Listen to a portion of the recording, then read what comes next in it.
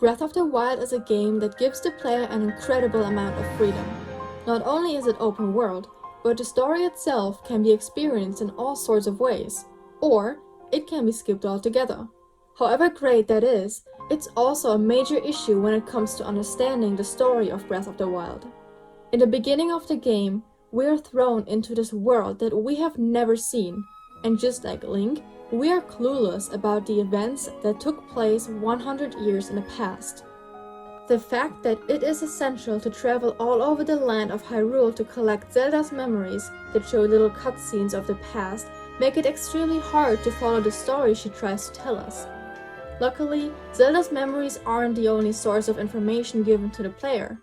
Journals and NPCs tell us more about the ruthless attack of the Calamity Ganon. By reading Zelda's diary entries and listening to Cass's song at Rito Village, it becomes quite clear that Zelda is in love with Link. However, whether he returned those feelings or not is not as clear since his journal entries aren't as personal and definite as hers. But worry not, I noticed some rather interesting details in Breath of the Wild that indicate that Zelda and Link had something going on. That is why today we will look at each of those little hints and decide if Link and Zelda were already dating by the time of Ganon's awakening.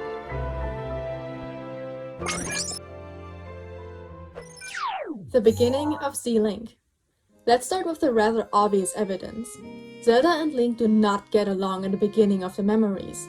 She describes him as difficult to read and yells at him for doing his job. This continues for some time until Zelda decides to leave Link behind. The Yiga clan attacks her, making Zelda believe it firmly that she has met her fate. Fortunately, our boy Link arrives in time and saves the day. It's shown quite well that Zelda is stunned by his act, and maybe even a little confused? Perhaps this is the moment she realizes how she truly feels about him. When we match this memory with one of Zelda's diary entries, we see that she thinks of Link as courageous and loyal. Every memory after this one has a totally different vibe compared to the previous ones. Zelda begins to genuinely care about Link, and he seems to be smiling and behaves more like her friend than a knight. It's also important to mention that in Zelda's diary, she reveals that Link has opened up to her. This proves that Link trusted her and felt comfortable sharing his personal thoughts, because he doesn't even open up to Miphas, who used to be much closer to him than Zelda.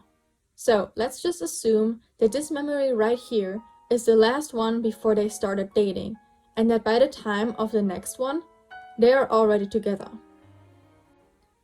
Premonition. This is the first scene we see after Link saves Zelda from the Yiga clan. I want you to take a good look at this memory. That cut doesn't look too bad, actually. You're fine for now. But you know, there's a fine line between courage and recklessness. Did you catch it? Zelda strokes Link's face. Now, I get that most people will think that she was checking his wounds, but what if I told you that she wasn't? What if the scratch she mentions was not even on his face? This is not the first time Link gets injured during a fight. In fact, in another cutscene we see Miphas heal his wounds. Here, his scratches are on his arms. His sleeve is rolled up. And that's how I realized that in this memory, the scratches that I mentioned are on his arm. His sleeve is rolled up just like they were when Miphas healed him. So why is she touching his face? Zooming in, it looks like she's driving her fingers through his hair. And though it looks like she's doing it for no more than a second, we don't actually see for how long she's been doing it. And may I mention, he doesn't seem to mind it at all. Moving on to evidence 2. Despair. The next couple of memories are all cutesy-wootsy bonding time for Link and Zelda. She wants him to eat frogs, he teaches her how to be friends with horses. In this memory, we even see her blushing as she calls him the Chosen One. Maybe he's your Chosen One? They seem to be getting along quite well, but just like the year 2020, Ganon shatters their hopes of having a good life. Link and Zelda must flee. In the memory titled Despair, Link and Zelda run away holding hands. It's one of my favorite memories, and still, this has always bothered me. Wouldn't it be easier to run separately? I mean, have you ever tried running while holding hands? It's hard. Sure, maybe it's just for dramatic effect, but perhaps not. If they have already confessed their love, it would make sense that Link would hold on tightly. It would also explain why Zelda refuses Obozas' suggestion to hide in safety and instead tag along with Link, despite the certainty that she will only be a burden and no help at all. Oh, and keep this memory in mind. We'll get back to that later. Zelda slips and falls. Link puts away his sword and focuses on her feelings rather than on whatever was chasing them. I don't feel the need to analyze this scene right here. Yes, Link is giving the princess support and affection against the king's orders of protecting her, but it doesn't really prove that they were dating. It just shows that he truly cares about her and wants to be there for her. Zelda's delayed awakening. Not long after the last memory, Link defeats one guardian after another. He can barely stand and struggles to even lift his sword. We have to assume that he defeated the broken guardians with his sword alone, since a beam can only be deflected with a shield, and in this memory, Link has neither shield nor bow. When the guardian approaches, there is a great distance between them, and since Link can't attack with his sword and has nothing to shoot, he knows he's pretty much doomed to fail. When Link's head becomes the target, he's well aware that he won't survive. After all, he knows a shield is essential to win this. Concerned, Zelda tells Link to run, indicating that he has a choice. He could save himself and let her be the target. So why doesn't he? Because the king ordered him to? I think not. Let's review the facts. Link is the chosen hero, supposed to fight Ganon alongside the princess. Zelda, the princess, you guessed it, is supposed to steal Ganon away, but she doesn't have her powers yet, and as far as they know, there is no sign at all that she would ever have her powers. So by sacrificing himself, Link is leaving the future of Hyrule in the hands of a powerless young girl who is certainly not going to save the kingdom. If he had escaped though, he could have tried to defeat Ganon, but he doesn't. No, he stands before the princess and decides to give his life for her. In this moment, he doesn't only choose to save Zelda, but he chooses to save her instead of thousands of citizens all over Hyrule, because they are certain to die without a hero and without a sacred power. Therefore, Link gives his life out of love.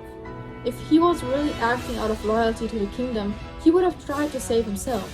No matter how humble he is, everyone was counting on him to defeat Ganon. Another thing I want to mention is that once Link has fallen, Zelda rushes over to help her love.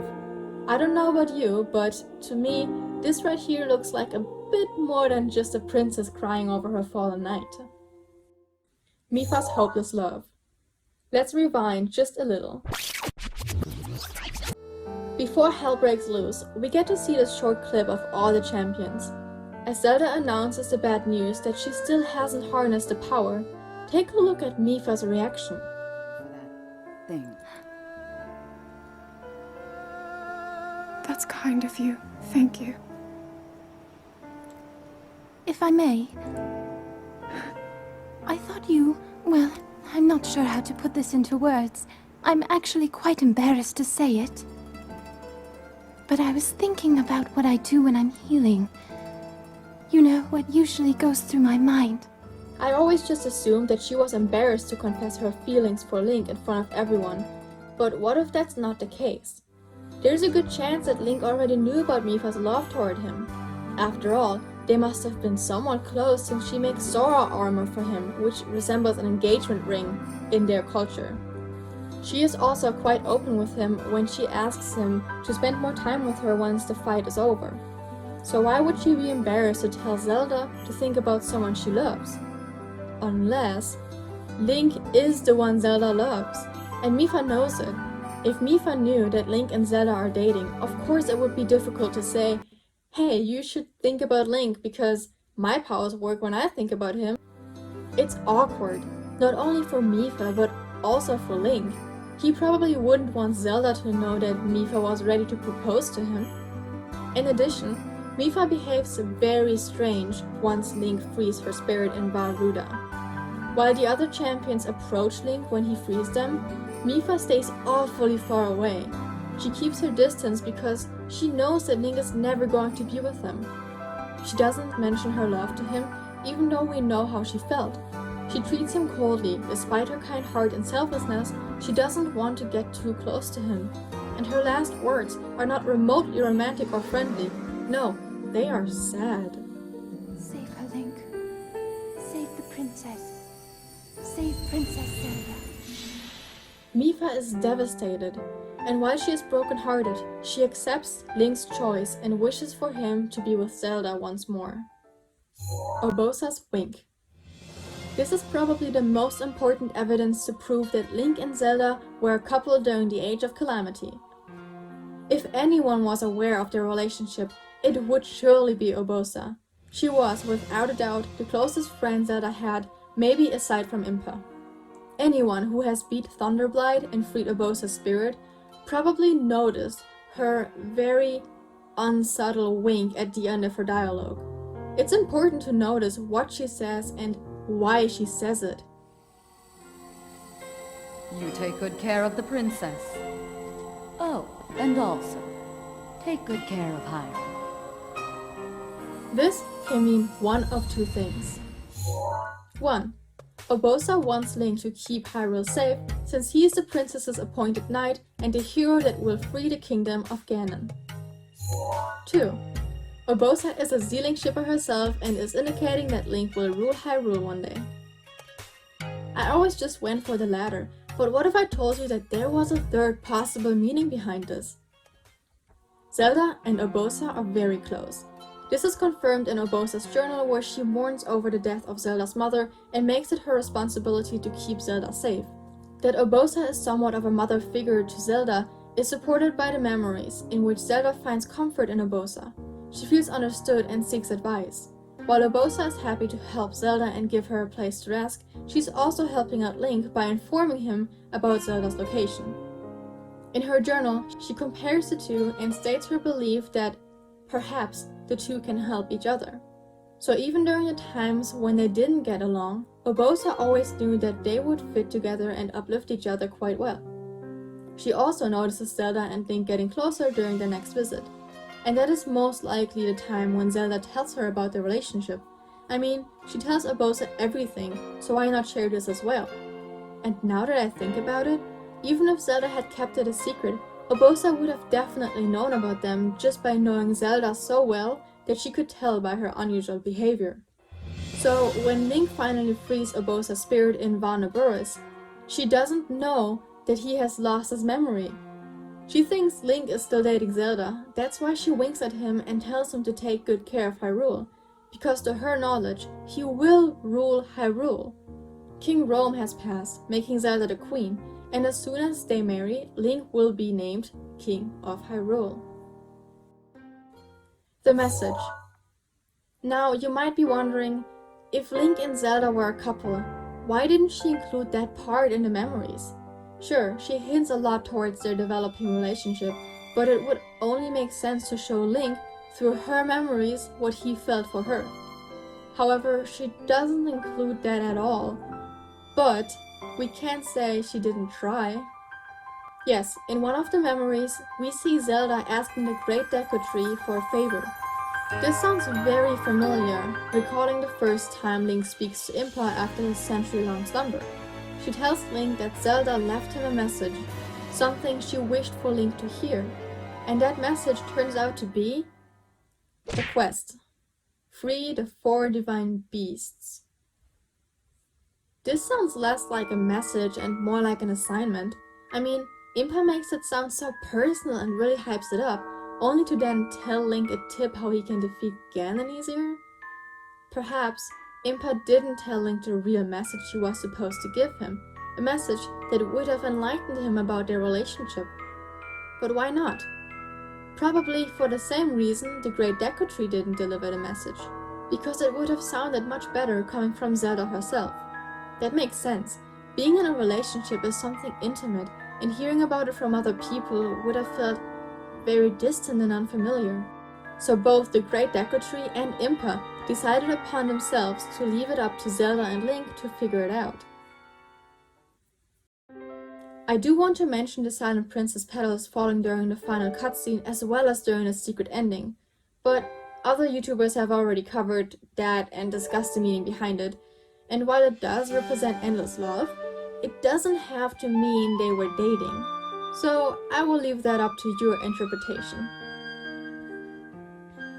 Remember, this is just a theory and everyone is entitled to have their own opinion regarding the matter. I just hope you enjoyed the overall video. Let me know if I missed anything that supports the theory, but for now, thank you for your support and I will see you for the next video. Bye guys!